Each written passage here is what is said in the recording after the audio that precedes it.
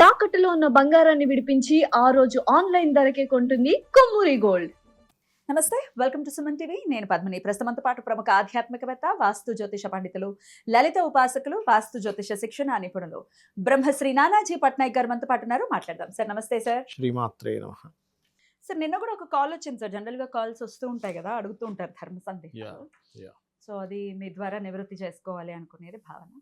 Like మా అత్తగారు చనిపోయారండి, మరి మేము పూజలు అవి చేసుకోవచ్చా, లేదా రెమెడీస్ ఇప్పుడు ఏదైనా గ్రహస్థితికి రీత్యా ఏదైనా రెమెడీస్ చెప్పినప్పుడు దానం కానీ ఇటువంటివి చేయొచ్చా? మరి దత్తాత్రేయ స్వామి గురించి ఆవిడ అడిగారనమాట. స్మరణ చేసుకోవచ్చా అని అడిగారు. నాకు ఆశ్చర్యం అనిపించింది. దత్తాత్రేయ స్వామి పూజ చేయొచ్చా, స్మరణ చేయొచ్చా, ఇటువంటివన్నీ ఏం చెప్తుంది సార్ శాస్త్రం? మీరు స్మరణ అనే దాన్ని అడిగారు కాబట్టి దాని నుంచి నేను మీకు చెప్తానండి. స్మరణ అనేటువంటిది ఎనీ టైం చేయొచ్చు. ఆఖరికి స్త్రీ 5 days ప్రాబ్లం ఉంటుంది కదా, ఆ టైంలో కూడా మనసులో ఏ దేవత స్మరణ అయినా చేసుకోవచ్చు, ప్రాబ్లం ఏం లేదు. మనస్మరణ మనసులో ఉండే, ఎందుకంటే మీకు అంటూ ముట్టు లేకపోతే ఏదైనా ఎవరైనా చనిపోయినా ఎవరైనా పుట్టినా మనలో ఉండేటువంటి పరమాత్మ అయితే వెళ్ళిపోడు కదా సడన్గా. అయ్యో వీళ్ళకి ఇది ఇలా ఉందమ్మని ఇక్కడ ఉండకూడదని వెళ్ళిపోడు కదా. మనం ఏం చేస్తున్నాం, స్మరణ అంటే మననం చేస్తున్నాం, మనసులో ఉండే పరమాత్మను స్మరిస్తున్నాం. ఆయన ఉన్నాడు కాబట్టి స్మరిస్తున్నాం, ఆయన లేకపోతే మనం లేంగా. కాబట్టి స్మరణకి ఏ అడ్డు లేదు. ఆ 5 days కార్యక్రమం అనుకోండి, మరణించిన ఏమున్నా కానీ తప్పేమీ లేదు, హ్యాపీగా చేసుకోవచ్చు. ఏ రోజు బయటకు కాదు, లోపల మాత్రమే, లోపల మనసులో అనుకోవడం. ఒక తల్లి బిడ్డ గురించి అనుకుంటుంది, అయ్యో వీడు ఇంకా రాలేదేంటి, స్కూల్కి వెళ్ళాడు, 3:30కి రావాలి, 4 అయింది, 4:30 రాలేదు. ఎంత డెప్త్గా చేస్తామో అట్లా చేయగలిగితే ఇట్స్ గుడ్. ఎందుకంటే అనుక్షణము మనం దేవత సంబంధంతో స్మరణ చాలా గొప్పదండి. మీరు మనసులో బయటికి తెలియకుండా అనుకుంటున్నారంటే ఎంతో, అది అంత ఈజీ అయింది కాదు. మనం అనుకుంటాం స్మరణ చేయొచ్చు అని, ఆవిడ సింపుల్గా అడిగేసింది. కానీ మీకు అనుక్షణం స్మరించాలంటే అసలు ఎంత యోగం ఉండాలి కదా, ఒకటి. ఇక రెండవది, 11 days వరకు మనకి ఎవరైనా చనిపోయారు, ఇంట్లో ఉండే కార్యక్రమాలు కొన్ని ఉంటాయి, 11 రోజులు 12 రోజులు చేసేటువంటివి. అవి అయిపోయే వరకు వాటికి సంబంధించేసి దాని తర్వాత మీరు నిత్య దీపారాధన చేయాలని చెప్తుంది, ఆలయానికి వెళ్ళమని చెప్తుంది శాస్త్రము.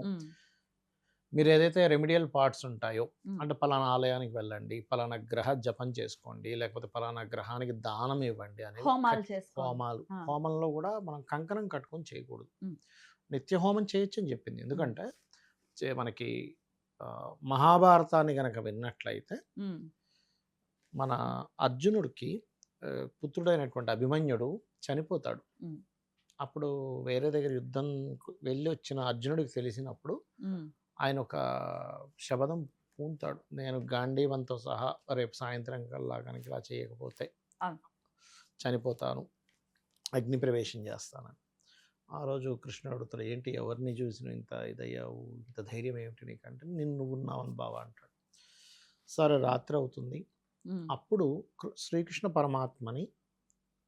పరమాత్మ అర్జునుడిని నిత్యం సాయంత్రం పూట నువ్వు చేసుకునే పూజ చేసుకో అంటాడు. మరి ఇంట్లో అప్పుడు పూజ చేశాడుగా, శివాభిషేకం చేశాడు, శివుడు నువ్వే నా శివుడు అని చెప్పి ఆయనకి అభిషేకం చేశాడు కృష్ణుడికి. మరి అలాంటప్పుడు మరి కృష్ణుడికి తెలియదా, ఈరోజు నీ అబ్బాయి చచ్చిపోయాడు, నువ్వు ఎందుకు పూజ చేస్తావు అనొచ్చు. అంతే, మహాభారతంలో ఉందండి, ఉంది. మరి ప్రతి ఒక్కరు కూడా మీరు అందులో చూసినట్లయితే రోజు పొద్దునే పూజ చేసేవారు వాళ్ళు, వాళ్ళ ఆయుధాలకు కానీ వాళ్ళకి కానీ. మరి చనిపోతున్నా, అందరు చచ్చిపోతున్నారు, నేను పూజ చేయకూడదని ఎవరు కూర్చోలే. సో రెమిడియల్ పార్ట్ కానీ నిత్య దేవత ఆరాధన, నిత్య స్మరణ ఏమీ అడ్డం కాదు. మనం ఏంటంటే బద్ధకంతో, నిజంగా చెప్పాలంటే బద్ధకంతో తెచ్చుకుంటున్నాం. అమ్మయ్య ఇప్పుడు వద్దన్నారు, సంవత్సరం నాకు హ్యాపీ, నేను దీపం పెట్టక్కర్లేదు. శాస్త్రం ఏం చెప్తుందంటే వారం రోజుల కంటే ఎక్కువ రోజులు కనుక ఆ ఇంట్లో పితృదేవత ఆరాధన కూడా జరగకుండా, దేవతారాధన కూడా జరగట్లేదంటే ఖచ్చితంగా అది శ్మశానంతో సమానం. ప్రయత్నాలు వచ్చి అక్కడ చేరతాయి. ప్రయత్నం వచ్చి ఇంట్లో చేరింది అంటే ఇంట్లో వాళ్ళకి స్టెప్ బై స్టెప్ స్టార్ట్ అవుతుంది. పడదు, ఒకరికొకరికి పడదు, ధనానికి ఇబ్బంది వస్తుంది, అనారోగ్య పాలవుతూ ఉంటాం, ఒకరి మీద ఒకరికి అనుమానాలు, ఒకరి మీద ఒకరికి గాసిప్స్ చెప్పుకోవడం, ఒకరి గురించి ఇంకోరు అసలు పాజిటివ్గా ఆలోచించరు. ఎందుకంటే అది ప్రయత్నము ఆ రకంగా వారికి ఆ యొక్క ఆలోచన విధానాన్ని వాళ్ళు శారీరకంగా మానసికంగా పాడవుతూ ఉంటారు. వీళ్ళు బికాస్ ఆఫ్ ఇంట్లో పాజిటివ్ ఎనర్జీ లేదు, మీరు మ్మ్. పూజ చేయలేదు, అక్కడ నుంచి అవి వెళ్ళిపోతుంది ఎనర్జీ. మ్మ్. సో అందుకని ఇంకొకటి చాలామంది ఏమనుకుంటారంటే, అంటే నేను పలానా దీనికి గ్రహానికి నేను చేసేసుకున్నాను కదా, మ్మ్. ఇంకా నాకు క్లియర్ అవుతుంది. నిజంగానే మనం చేసినటువంటి దోషాల వల్ల మ్మ్. పూర్వజన్మల్లో మనం ఏదో కర్మ చేసాం, మ్మ్. ఆ కర్మ వల్ల మనకు ఒక శరీరం వచ్చింది, మనం ఒక కర్మను అనుభవిస్తున్నాం, అది గుడ్ ఆర్ బ్యాడ్. ఇప్పుడు మనం ఏదో బ్యాడ్ కర్మ చేసాము, దానికి పరిహారం చేసేసుకుంటే పోతుందా మ్మ్. అనే సందేహం కూడా కొంతమందికి వస్తుంది. దీనికి ఉమామహేశ్వర సంవాదం అని ఒకటి ఉంటుంది, మ్మ్. మహాభారతంలో అంతర్గతంగా ఉంటుంది. మ్మ్. అందులో పార్వతీదేవి ఇలాగే అమాయకంగా అడుగుతుంది, ఆవిడ తెలియని మన కోసం అడుగుతుంది ఆవిడ, మ్మ్. ఏమండి మరి ఇలా ఇలా ఉంటుంది కదా, మరి పరిహారం చేసుకుంటే పోతుందా అంటే పరమేశ్వరుడు చాలా స్పష్టంగా ఆన్సర్ చెప్తాడు దానికి. తెలియకుండా చేసినటువంటి దోషానికి పరిహారం పనిచేస్తుంది, కానీ నువ్వు తెలిసి కావాలని చేసిన దానికి పనిచేయదు. పని చేయదు. మ్మ్. నువ్వు ఆల్రెడీ తెలిసి చేసావు, అన్నీ తెలిసి చేసావు. అన్ని తెలుసు రావణాసురుడికి, మరి తీసుకొచ్చి కూర్చోబెట్టుకున్నాడు అమ్మవారిని. ఏమైంది? ఏమైంది? సర్వనాశనం అయ్యాడు. అయ్యాడు అంతేగా, తెలిసి చేశాడు. Right. అదే జ్యోతిష తెలియజేసి శాస్త్రంలో ఆయన చాలా పెద్ద పండితుడు అంట కదా సార్? జ్యోతిష్ శాస్త్రము చాలా చాలా చాలా చేశాడు, వరకు. చేయట్లేదని కాదు. మ్మ్. ఇప్పుడు మీకు రావణ సంబంధించినటువంటి ఫ్యాన్స్ ఉన్నారు కదా, రావణుడికి ఫ్యాన్స్. కర్మ. నాకు ఇలాగే ఒకసారి ఇట్లాగే జాతకం చెప్తా ఉంటే, సార్ నేను రావణాసుడు ఫ్యాన్ సార్ అన్నాడు ఒక ఆయన. అవునా, మంచిదేనండి, కాకపోతే మీరు ఎందుకు ఫ్యాన్ అయ్యారు అని అడిగా అతను. సార్ ఆయన పండితుడు సార్, ఆయన శివభక్తుడు సార్. అది సరే సార్, ఆయన ఒకటి బాగా గుర్తుపెట్టుకో, ఆయన ఏమీ పెద్ద శివభక్తుడు ఏం కాదు, ఒక్కసారి అదేదో కైలాసాన్ని ఎత్తుదామని చూస్తే ఆయన ఒక్క నొక్కు నొక్కాడు, చేతులు ఉండిపోతే అప్పుడు వీళ్ళందరూ చెప్పారు, నువ్వు ఎవరు నువ్వు నిన్ను రక్షించాలో ఆయనే వల్లే నువ్వు ఇప్పుడు ఇదయ్యావు. అవును, అప్పుడే కదా గట్టిగా అరుస్తాడు, అరుస్తే రణం చేస్తాడు. రవణం చేశాడని ఆ. రావణ అని పేరు వచ్చింది. అక్కడి నుంచి బాబోయ్ అని దండం పెట్టుకున్నాడు. అంతేగాని ఏం కాదు. ఒకటే గుర్తుపెట్టుకోండి, ఆయన మంచి విద్యావంతుడు అంటున్నారు కదా, ఒకటే. ఇప్పుడు మీ ఇంట్లో ఎవరో శ్రీమూర్తి ఉంది, మంచి విద్యావంతుడు, చాలా డబ్బున్న వ్యక్తి, ఐశ్వర్యవంతుడు, జుత్తు పట్టుకుని ఎత్తుకుపోతే మీరు ఒప్పుకుంటారా? ఏమంటే ఐశ్వర్యవంతుడు అండి, బాగా చదువుకున్నాడండి, పండితుడండి, అరే అలాంటి వాడు ఎత్తుకుపోతే ఏం కాదని మీరు అంటారా అంటే అలా అంటాను సార్. మరి అలా మీరు అది ఒప్పుకున్నట్టే. మరి ఫ్యాన్ ఎలా అయ్యారు సార్?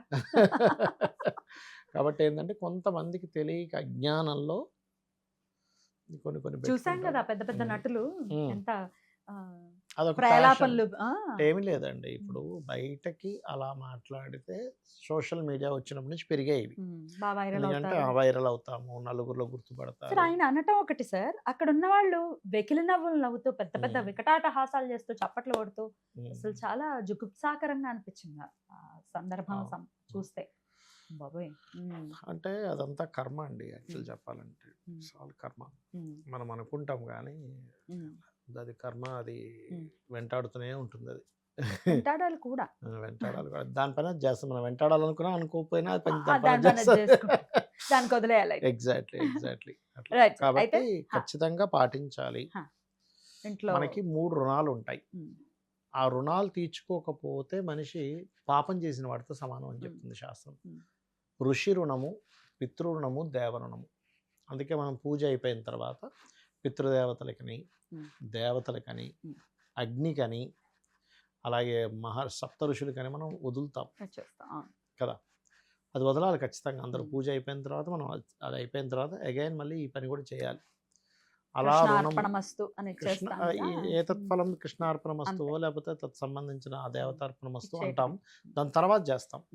దేవత తర్పయామి, సప్త ఋషి తర్పయామి, సిద్ధ పురుషి తర్పయామి, సిద్ధ పురుషులకి ఋషి తర్పయామి, అగ్ని తర్పయామి, అండ్ పితృదేవత తర్పయామని ఇలా వదులుతాం.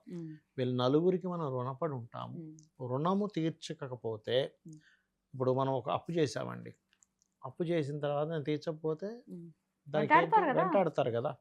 అట్లాగే దేవతలు, ఋషులు, దివ్య మనుషులు, పితృదేవతలకు మనం రుణపడి ఉంటాము, అగ్నికి రుణపడి ఉంటాము. ఎందుకంటే మనలో వేడి ఉన్నంతసేపే మనం ఆ వేడిని ఏముండదు, అయిపోయింది, చల్లబడిపోతాడు కదా. కాబట్టి వాళ్ళ రుణం తీర్చుకోవాలి. నీకేదో కోరికల కోసము కాదు, రుణం తీర్చుకోవడం కోసం నువ్వు స్మరిస్తున్నావు, రుణం తీరడం కోసం నువ్వు పూజ చేస్తున్నావు. ఇది అర్థం చేసుకోగలగాలి. అద్భుతం సార్, చాలా చక్కగా తెలియజేశారు. ఖచ్చితంగా ఇది మంచి, అంటే కన్ఫ్యూజన్ లో ఉన్న వాళ్ళకి ఎగ్జాక్ట్లీ. Thank you sir. నమస్తే. శ్రీమాత్రే నమః.